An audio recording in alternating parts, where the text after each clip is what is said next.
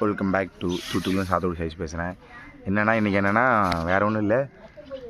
எதுக்கு ப்ரோ நீங்கள் டே விளாக் போடலைன்னு சொல்லி ஒரு 2-3 பேர் கேட்டாங்க நேரில் பார்த்து. என்னென்னா ப்ரோ டெய்லியும் ஒரே மாதிரி தான் நம்ம விரதம் இருக்க போகிறோம்.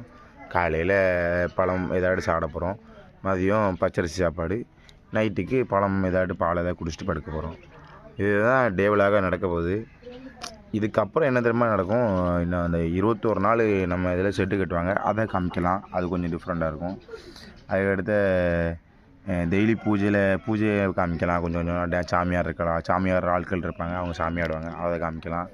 வேறு காளி பூஜை, வேறு பேசம் கட்டிக்கிட்டு இறங்குவாங்க, அதை காமிக்கலாம். அதெல்லாம் இருக்குது. அது இன்னும் வரும். இன்னும் ஒரு 20 நாள் தான் இருக்குது. எப்படி போச்சுன்னே தெரில. 20 நாள், இன்னும் ஒரு 48 நாள் போட்டேன். இன்னும் ஒரு 19 நாள் 20 நாள் தான் இருக்குது மொத்தமாக முடியிருக்கு. எப்படி போச்சுன்னே தெரில. பாய்.